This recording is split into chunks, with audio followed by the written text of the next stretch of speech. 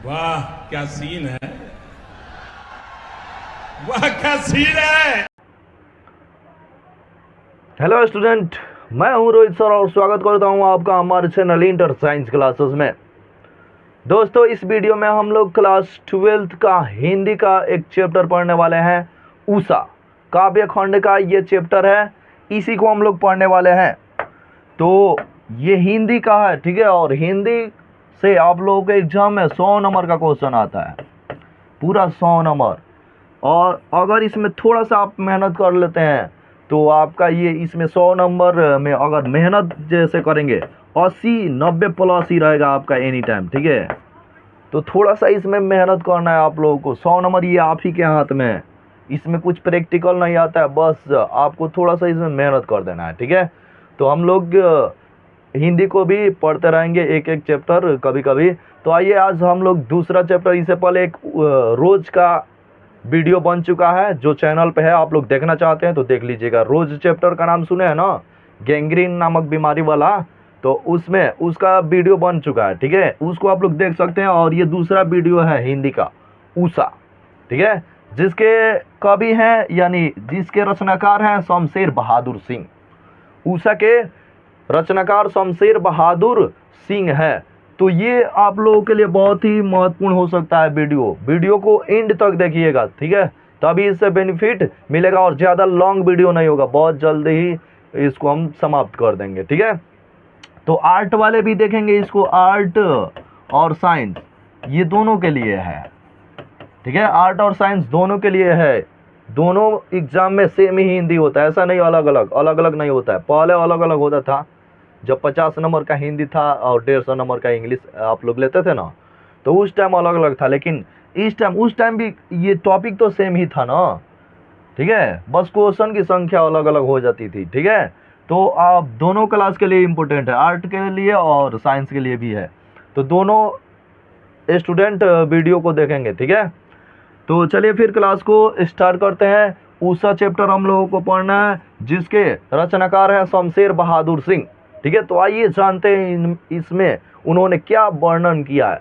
तो सबसे पहले आपको शॉर्ट में बता दें कि जब आप सुबह में उठते हैं, ठीक है, और नहीं उठते हैं, सुबह में नहीं उठते होंगे तो उठ के कभी देख लीजिएगा, ठीक है। सुबह में उठते हैं तो देखते हैं ना कि प्रातःकाल यानी सुबह के टाइम में आकाश जो होता है कितना सुनहरा, कितना विचित्र दिखता है, हम लोगों को दिखने में अच्छा लगता है। और सुबह का हवा भी अच्छा लगता है, और चारों तरफ का माहौल भी कितना सुनहरा होता है, ठीक है। उसी पे यानी प्रकृति पे वर्णन किए हैं शमशेर बहादुर सिंह। प्रकृति पे सुबह के आकाश और सुबह के मौसम पे वर्णन किए हैं कि कैसा प्रतीत होता है हम लोगों को, उसी पे वर्णन किए हैं, ठीक है। तो आइए फिर वीडियो को स्टार्ट करते हैं और देखते हैं। सबसे पहले रोज की तरह लेखक परिचय को देखेंगे, लेखक परिचय से भी क्वेश्चन आता है। तो सबसे पहले शमशेर बहादुर सिंह के बारे में जानेंगे, उसके बाद से उनके द्वारा किए गए रचना के बारे में अध्ययन करेंगे, वर्णन करेंगे हम लोग, ठीक है। तो आइए फिर क्लास को स्टार्ट करते हैं। चलिए देखिए, उषा जिसके लेखक हैं शमशेर बहादुर सिंह, आप लोगों को यहाँ पे दिख रहा है शमशेर बहादुर सिंह। देखिए ये प्रकृति कवि हैं, शमशेर बहादुर सिंह प्रकृति कवि है, प्रकृति के बारे में बहुत ज़्यादा लिखते हैं ये, ठीक है। तो आइए फिर आगे बढ़ते हैं और देखते हैं लेखक परिचय रोज की तरह। देखिए तो यहाँ पे लेखक परिचय देखिए, शमशेर बहादुर सिंह, इसके रचनाकार कौन है, लेखक कौन है, तो शमशेर बहादुर सिंह ही ना है। तो शमशेर बहादुर सिंह का जन्म 13 जनवरी 1911 ईस्वी में हुआ था, ठीक है। जन्म इनका हुआ था 13 जनवरी 1911 और निधन हुआ था 1993 ईस्वी में। ये 1911 से 1993 दे रहा है ना, इसका मतलब आपको समझना है कि 1911 में जन्म हुआ था और 1993 में निधन हो गया था, ठीक है। तो जन्म हुआ था 13 जनवरी 1911, याद रखना आप लोगों को। जन्म से डेट ऑफ बर्थ से लेखक के क्वेश्चन आता है, ठीक है। और 5 को क्वेश्चन डेट ऑफ बर्थ से पूछता है, डेट ऑफ बर्थ से केवल 5 को क्वेश्चन, ठीक है। तो आप लोगों को शॉर्ट में दे देंगे एक PDF जिसमें केवल डेट ऑफ बर्थ, जन्म स्थान और लेखक का नाम रहेगा, ठीक है। और रचना जो मतलब रचना की है, जैसे मैं उषा के रचना ये किए तो चैप्टर का नाम भी रहेगा, ठीक है। शॉर्ट में आपको दे देंगे, ठीक है। तो इंतजार कीजिए, बहुत जल्द आने वाला है। तो इनका जन्म हुआ था 13 जनवरी 1911 ईस्वी में, ठीक है। और 1993 ईस्वी में निधन हो गया था। इनका जन्म स्थान देखिए कहाँ था, तो देहरादून था उत्तराखंड में, ठीक है। जन्म स्थान, शमशेर बहादुर सिंह का जन्म स्थान देहरादून उत्तराखंड में था। देहरादून के उत्तराखंड में इनका जन्म हुआ था। ठीक है, इनके माता और पिता का नाम देखिए। माता का नाम था प्रभुदेई। ठीक है, इनकी शमशेर बहादुर सिंह के माता का नाम था प्रभुदेई। ठीक है, और पिता का नाम था तारीफ सिंह। देखिए, पिता का नाम इनके तारीफ सिंह। तो याद रखना है, शमशेर बहादुर सिंह के माता का नाम था प्रभुदेई और पिता का नाम तारीफ सिंह। ठीक है, तारीफ सिंह याद रखिए। ठीक है, शमशेर बहादुर सिंह के। चलिए, इनकी शिक्षा देखिए, शिक्षा ये क्या क्या ग्रहण किए थे और कब कब इनका टाइमिंग दिया है। तो 1928 ईस्वी में ये हाई स्कूल की शिक्षा प्राप्त की। ठीक है, 1928 ईस्वी में। ठीक है, और 1931 ईस्वी में इंटर, 1933 ईस्वी में BA। ठीक है, 1938 ईस्वी में MA किए इन्होंने। ठीक है, 1928 में हाई स्कूल की शिक्षा और 1931 में इंटर मतलब समाप्त हुआ, इनका इंटर कंप्लीट हुआ। 1933 ईस्वी में BA और 1938 ईस्वी में MA कंप्लीट किए। ठीक है, अब चलिए आगे देखिए। तो आगे लेखक परिचय या इनकी कृतियां देखिए। ये मतलब केवल ये उषा का ही रचनाकार नहीं है, इनकी और भी कृतियां हैं। ठीक है, तो आइए उन्हीं के बारे में हम लोग जानेंगे क्या क्या इन्होंने लिखा था अपने जीवन में। देखिए, कृतियां, जिसको कृति बोलते हैं, इसको रचना भी बोल सकते हैं। देखिए, चूका भी नहीं हूं मैं। ठीक है, चूका भी नहीं हूं मैं 1975 ईस्वी में इन्होंने लिखा था।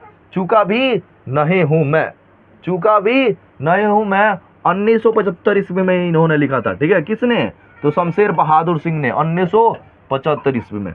अब देखिए दूसरा, इतने पास अपने अब। ठीक है, इतने पास अपने, इतने पास अपने 1980 ईस्वी में। ये तो देखने से लग रहा है रोमांटिक भी है? इतने पास अपने, इसकी रचना 1980 ईस्वी में इन्होंने की थी। ठीक है, शमशेर बहादुर सिंह ने। और उसके बाद आता है उदिता। उदिता की भी रचना 1980 में हुआ था। देखिए, दोनों सेम है। उदिता की रचना भी 1980 ईस्वी में। और देखिए, बात बोलेगी 1981 सॉरी, बात बोलेगी 1981। क्या बात बोलेगी? ठीक है, अब वही जानते हैं, हमको ना पता है।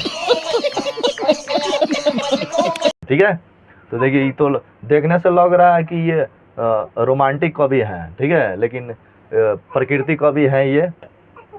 ठीक है, हो सकता है कहीं ये हवा बोलती होगी।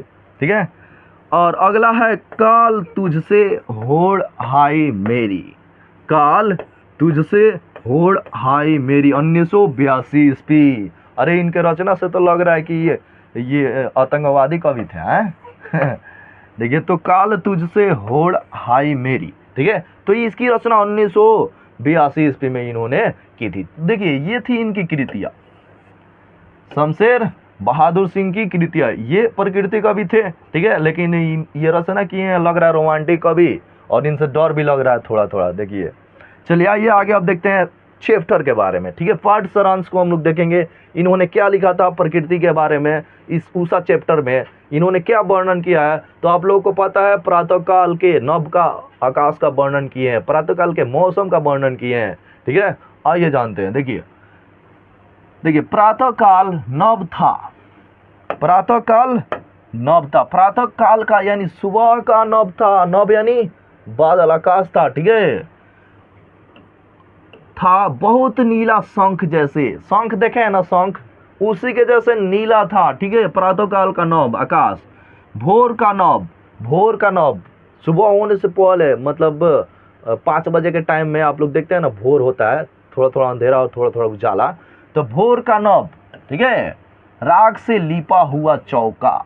अब भोर का जो नभ दिखता है, भोर का आकाश, वो राग से लिपा हुआ चौका। जैसे में हम लोग खाना बनाने से पहले लिपते हैं ना, चूल्हे को लिपते हैं, तो वैसे ही दिख रहा था भोर का नभ। ठीक है, अभी नीला पड़ा है, और अभी चौका अभी नीला पड़ा है। जैसे चौका को बनाया जाता है, वैसे ही आकाश दिख रहा था, भोर का नभ, भोर का आकाश दिख रहा था। ठीक है, आइए देखिए, इसके शॉर्ट मतलब यहाँ पे हम लोग देख लेते हैं इसका हिंदी में। ठीक है, हमने तो इसको बता दिया कि कैसे क्या है, लेकिन यहाँ पे लिखा भी है, देख लीजिए। और यदि आप लोगों को ये PDF चाहिए, नोट्स चाहिए, ठीक है, इसका, तो आप लोग इस पे 95, 34, 46, 88, 90 पे मैसेज करेंगे, व्हाट्सअप नंबर है ये, इसी पे मैसेज करके पीडीएफ ले लीजिएगा, ठीक है। व्हाट्सअप नंबर है, इस पे मैसेज करके आप लोग पीडीएफ ले सकते हैं, ठीक है। फ्री है, इसके लिए कोई चार्ज वार्ज नहीं लगेगा, आप लोगों से नहीं लिया जाएगा। चलिए आइए देखिए, प्रस्तुत पंक्तियां शमशेर बहादुर द्वारा रचित, ठीक है। किसके द्वारा रचित? तो शमशेर बहादुर सिंह द्वारा रचित। ये जो प्रस्तुत पंक्ति हम लोग देख रहे हैं, ये किसके द्वारा रचित है? तो शमशेर बहादुर सिंह द्वारा रचित उषा शीर्षक कविता से लिया गया। ये जो पंक्ति है उषा से लिया गया, उषा शीर्षक कविता से ली गई है, जिसमें कवि ने प्रातःकालीन दृश्य की चर्चा की है। जिसमें कवि ने प्रातःकालीन दृश्य की चर्चा की है, सुबह के दृश्य कैसा दिखता है, मनोरम दृश्य की चर्चा की है, ठीक है। कवि कहते हैं कि सूर्योदय से पूर्व का आसमान नीले शंख की तरह, सूर्योदय से पूर्व यानी सूर्य के उदय होने से पहले का आसमान जो होता है वो नीले शंख की तरह दिखता है, होता है, नीले शंख की तरह दिखता है या होता है। कौन कह रहे हैं? तो शमशेर बहादुर सिंह कह रहे हैं। कहाँ कह रहे हैं? तो उषा चैप्टर में कह रहे हैं, ठीक है। उसमें लिखे हैं कि सुबह होने से पहले यानी सूर्यास्त होने से पहले जो आकाश होता है ना वो नीला शंख के जैसा दिखता है, ठीक है, की तरह होता है। भोर का आसमान राख से लिपे हुए चौके की तरह होता है, और भोर का आसमान राख से लिपे हुए चौके की तरह होता है। भोर का जो आसमान होता है राख से लिपे हुए चौके की तरह होता है, जो अभी गीला ही हो, और जो अभी गीला ही हो। जैसे में चौका बनाया जाता है तो तुरंत गीला होता है, उसके बाद से ना सूखता है, तो अभी गीला ही हो, उसी तरह दिखता है भोर का आसमान, ठीक है। कवि कहते हैं कि प्रभात कालीन बेला सौंदर्य की सामग्री होती है। कवि कहते हैं कि प्रभात कालीन बेला सौंदर्य की सामग्री होती है। प्रातः काल का जो बेला होता है, दृश्य होता है, वो सौंदर्य की सामग्री, सुंदरता की सामग्री है, ठीक है। यहीं से सुंदरता स्टार्ट होती है, ठीक है, दिन का आरंभ होता है, ठीक है। चलिए, तो सुबह के हम लोग, सुबह आप लोग कभी उठते होंगे तो देख लीजिएगा, लेकिन उठते नहीं होंगे हमको लग रहा है, ठीक है। उठे होंगे कभी, लाइफ में उठे होंगे नहीं। चलिए आइए अब आगे देखिए, अगले पंक्ति में देखिए क्या कह रहा है, ठीक है। शमशेर बहादुर सिंह जी, देखिए इसीलिए इनको प्रकृति कवि कहा जाता है, ठीक है। बहुत काली सील जरा से, बहुत काली सील जरा से लाल के असर से की जैसे धुल गई हो, ठीक है। बहुत काली सील, बहुत काला दिखता है, जैसे लाल के असर से धुल गई हो। जैसे लाल के असर देखे ना, उससे धो दिया गया हो आकाश को, वैसे दिखता है। स्लेट पर या लाल खिड़कियां चौक मल दी गई हो, किसी ने मल दी है। या स्लेट पर लाल चौक होता है, स्लेट पे लिखते हैं ना, छोटे थे आप लोग तो लिखते थे ना चौक से, स्लेट पे, चाहे आप लोग ब्लैक बोर्ड पे देखते हैं ना चौक से लिखा जाता है, तो उसी तरह कह रहा है कि खड़िया यानी चौक स्लेट पर मल दिया गया। किसा चौक? तो लाल, ठीक है, लाल चौक मल दिया गया स्लेट पे, ठीक है। आइए इसके बारे में जानते हैं हिंदी में, ठीक है। तो देखिए हिंदी भी इसका कन्वर्ट यहाँ पे दिया है, नोट्स ले लीजिएगा तो आप लोगों को फायदा करेगा। वीडियो एक बार देख लीजिएगा और नोट से समझ लीजिएगा, कोई भी दिक्कत नहीं होगा आप लोगों को। देखिए, प्रस्तुत पंक्तियाँ शमशेर बहादुर द्वारा रचित उषा शीर्षक कविता से ली गई है। ये जो प्रस्तुत पंक्ति है ये कहाँ से लिया गया? तो उषा शीर्षक कविता से लिया गया। किसके द्वारा रचित है? शमशेर बहादुर सिंह द्वारा रचित है, जिसमें कवि ने प्रातःकालीन दृश्य की चर्चा की है, और जिसमें कवि ने प्रातःकालीन यानी सुबह के दृश्य, सूर्योदय होने से पहले के दृश्य की चर्चा की है। कवि कहते हैं कि भोर का आसमान राख से लिपे हुए चौके की तरह होता है। कवि कहते हैं कि भोर का आसमान जो होता है वो राख से लिपे हुए चौके की तरह होता है, भोर का आसमान, ठीक है। ऐसा लगता है जैसे किसी ने लाल केसर वाली सील को धो दिया हो। ऐसा लगता है जैसे किसी ने लाल केसर वाली सील से धो दिया हो, आसमान को, आकाश को, नभ को धो दिया हो, लेकिन उस पर केसर की आभा दिखाई दे रही है, लेकिन उस पर केसर की आभा दिखाई दे रही है, ठीक है। कभी कभी ऐसा लगता है जैसे स्लेट पर लाल खड़िया चौक मल दिया गया हो। कभी कभी ऐसा लगता है जैसे स्लेट पर लाल खड़िया चौक मल दिया गया हो, ठीक है। लिखते हैं ना चौक से आप लोग, तो वही बता रहे हैं यहाँ पे शमशेर बहादुर सिंह जी। देखिए कैसे बता रहे हैं, ठीक है। आइए, आप लोग अनुभव किए हैं कभी? चलिए अगला देखिए, अगला पंक्ति कह रहे हैं नील जल में या किसी की नील जल में या किसी की गौर झिलमिल देह जैसे हिल रही हो, या ऐसा दिखता है, ऐसा प्रतीत होता है जैसे नीले जल में किसी का परछाई हिल रहा हो, ऐसे दिखता है आसमान सुबह का। देखे हैं, ठीक है। तो आइए देखते हैं यहाँ पे। तो शमशेर बहादुर सिंह झूठ ना बोल रहे हैं, आप लोग देख लीजिएगा कभी, ठीक है। ऐसा है हमारा प्रकृति। प्रस्तुत पंक्तियां शमशेर बहादुर द्वारा रचित उषा शीर्षक कविता से लिया गया है। उषा शीर्षक कविता से लिया गया और जिसके रचनाकार है शमशेर बहादुर सिंह, जिसमें कवि ने प्रातःकालीन दृश्य की चर्चा की है, और जिसमें कवि ने प्रातःकालीन दृश्य की चर्चा की है, सुबह सूर्योदय होने से पहले की दृश्य का चर्चा किया उन्होंने, ठीक है, की है। कवि कहते हैं कि नीला आकाश मानो नीले जल की भांति, कवि कहते हैं कि ये जो नीला आकाश है मानो नीले जल की भांति है, ठीक है, नीले जल की भांति प्रतीत हो रहा है। और सूर्य आकाश में ऐसा प्रतीत होता है जैसे कोई सुंदरी नीले जल से बाहर आ रही हो। और सूर्य जो होता है आकाश में ऐसा प्रतीत होता है जैसे में कोई सुंदरी नीले जल से बाहर आ रही हो। जब सूर्योदय होता है तो आकाश तो नीला ना होता है, उसके बाद से ना रेड होता है ना, लाल होता है, तो पहले तो नीला होता है। और जैसे ही सूर्य जब निकलता है, सूर्योदय होता है, तो सूर्य बाहर निकलता है तो ऐसा प्रतीत होता है जैसे कोई सुंदरी नीले जल से बाहर निकल रही हो। ऐसा लगता है जैसे कोई सुंदरी नीले जल से बाहर निकल रही हो, ठीक है। तो वो वाला सुंदरी ना। चलिए, बाहर आ रही हो और उसके गोरे रंग की आभा चारों तरफ फैल रही है, और जैसे सूर्य की किरणें चारों तरफ फैलती हैं वैसे ही उसके गोरे, सुंदरी के गोरे रंग की आभा चारों तरफ फैल रही है, ऐसा प्रतीत होता है। देखिए कितना अच्छा लिखे हैं शमशेर बहादुर सिंह। शमशेर बहादुर सिंह कह रहे हैं कि ऐसा प्रतीत होता है जैसे सूर्य बाहर निकलता है नभ से, बादल से, वैसे वहाँ पे प्रतीत होता है कि कोई सुंदरी नीले जल से बाहर निकल रही है, ठीक है, और उसका गोरा रंग की आभा चारों तरफ फैल रही है जैसे सूर्य के किरण पर फैलती है, ठीक है। चलिए आइए अगला स्लाइड देखते हैं। और ये यहाँ पे देखिए कह रहे हैं और जादू टूटता है इस उषा का, अब सूर्योदय हो रहा है, और जैसे ही सूर्य बाहर निकलता है, सुंदरी बाहर निकलती है, वैसे ही जादू टूट जाता है और सूर्योदय हो जाता है, सवेरा हो जाता है, ठीक है। देखिए प्रस्तुत पंक्तियां शमशेर बहादुर द्वारा रचित उषा शीर्षक कविता से ली गई है।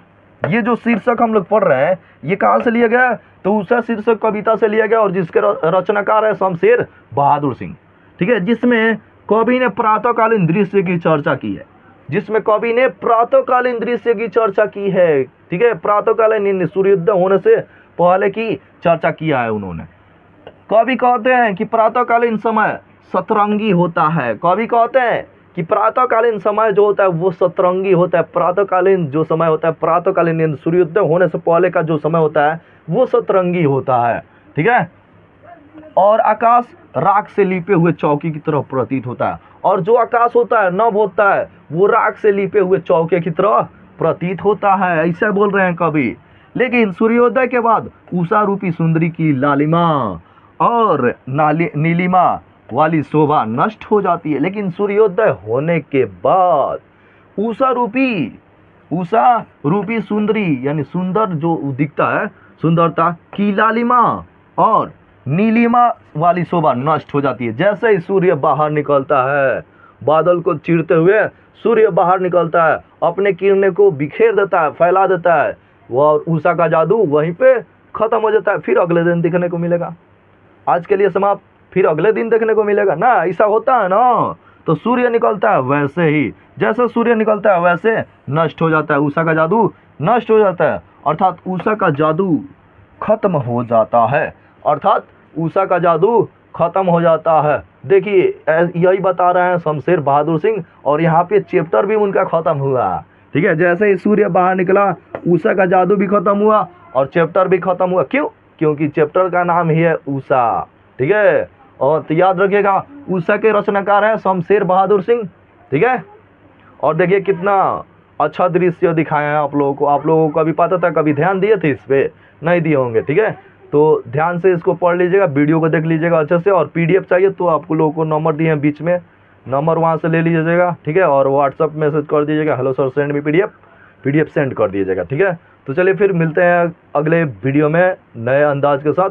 तब तक के लिए धन्यवाद। वीडियो अगर अच्छा लगा हो तो लाइक कीजिएगा, कमेंट कीजिएगा और अपने दोस्तों में शेयर कीजिएगा। नहीं कीजिएगा तो फिर अगले वीडियो में भी बोलेंगे। मजा आया, और मैं ये जो मजा है हिंदुस्तान के हर व्यक्ति को देना चाहता हूं।